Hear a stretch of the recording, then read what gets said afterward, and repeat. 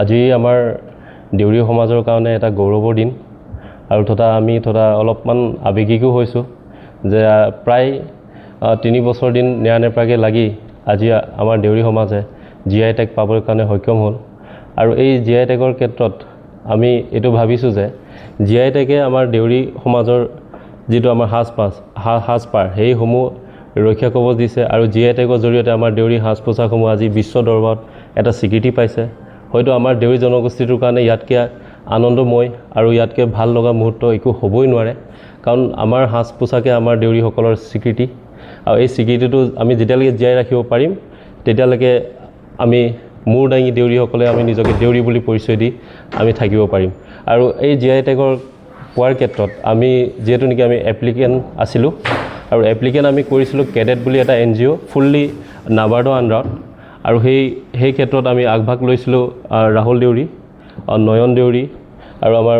মুকুট দেউৰী আৰু এই ক্ষেত্ৰত আমাক সহযোগ কৰিছিলে বিশেষকৈ আমি ধন্যবাদ দিব লাগিব আমাৰ দেউৰী সুযোগীয় সন্তান DCP বলিন দেউৰী ছাৰ ডাঙৰীয়া আৰু হৰেণ দেউৰী ডাঙৰীয়া তেখেত অসম খাদী বোৰ্ডৰ ভাইচ চেয়াৰমেন হয় আৰু লগতে আমাৰ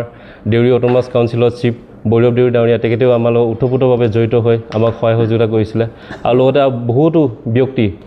বন্ধুসকল সকলোৱে আমাৰ লগত সহযোগ কৰি আজি দেউৰীসকলৰ বাবে আমি ইতিহাস ৰচিবৰ কাৰণে সক্ষম হ'লোঁ ইয়াৰ ফলত আমি এইটোৱে ক'ব বিচাৰিম যে আজি যিহেতু GI টেগে আমাক দেউৰীসকলক আমাৰ ক্ষুদ্ৰতম জনগোষ্ঠীটোক আমাক আজি বিশ্ব দৰবাৰত এটা স্বীকৃতি দিছে আৰু এই স্বীকৃতিৰ জৰিয়তে আমি আগবাঢ়ি যাব লাগিব আমাৰ দেউৰী শিপিনীসকলৰ কাৰণে বিশেষকৈ বহুতখিনি উৎসাহিত যোগাব যিহেতু নেকি আমাৰ নিচিনা এটা ক্ষুদ্ৰতম জনগোষ্ঠীৰ সাজ পোছাকক ইমান ধুনীয়াকৈ মানে বিশ্ব দৰবাৰ চিনাকি কৰাই দিয়াত ওতঃপ্ৰোতভাৱে জড়িত হৈ আছিলে সেইবাবে আমি নাবাৰ্ডক অশেষভাৱে ধন্যবাদ দিব বিচাৰিম আৰু আমাৰ ভাৰত চৰকাৰৰ জৰিয়তে পদ্মশ্ৰী প্ৰাপক শ্ৰদ্ধাৰ ৰজনীকান্ত ছাৰ ডাঙৰীয়া তেখেতেও আমাৰ লগত ওতঃপ্ৰোতভাৱে জড়িত আছিলে কাৰণ তেখেতে পদ্মশ্ৰী লাভ কৰিছিলে কেৱল মাত্ৰ GI টেগ দিয়াৰ বাবে গতিকে তেনেকুৱা এজন ব্যক্তিৰ সান্নিধ্য পাই আমি সঁচাকৈ আনন্দিত হৈছিলোঁ আজি মানে বুজাব নোৱাৰোঁ আমি আৱেগিক হৈ পৰিছোঁ যে কি ক'ম কি নক'ম লাগি গৈছে কাৰণ ইমান দিন 3 বছৰ দিন আমি নেৰানেপেৰাকৈ লাগি আছিলোঁ কেৱল মাত্ৰ এটাই আমাৰ স্বাৰ্থ আছিলে যে দেউৰী জাতিটো জীয়াই ৰাখিব লাগিব কেনেকৈ ৰাখিম আমাৰ কালচাৰ আমাৰ সাজ পোছাক সেইসমূহৰ জৰিয়তে ৰাখিব পাৰিম গতিকে আমি একাগ্ৰতাৰে মনত এটাই পণ বান্ধি লৈছিলোঁ যে আমি GI টেগ ল'বই লাগিব ইয়াৰ বাদে আমাৰ উপায় নাই কিয়নো এই সময়ত আমি ছ'চিয়েল মিডিয়াটো বহুতখিনি দেখিব পাওঁ যে সাজ পোছাকসমূহ যাৰে তাৰে সাজ পোছাক আমি ক্লেইম কৰা দেখিব পাওঁ গতিকে আজিৰ পৰা আমি এইটোৱে ভাবিম যে আমাৰ দেউৰী সম্পদ দেউৰীৰে হৈ থাকিব আৰু দেউৰীৰে হৈ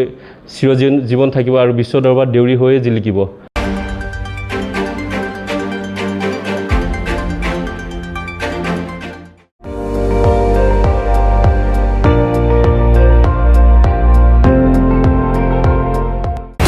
আপুনি চাই আছে ND24 সৰ্বশ্ৰেষ্ঠ নহয় সৰ্বোত্তমৰ দৌৰ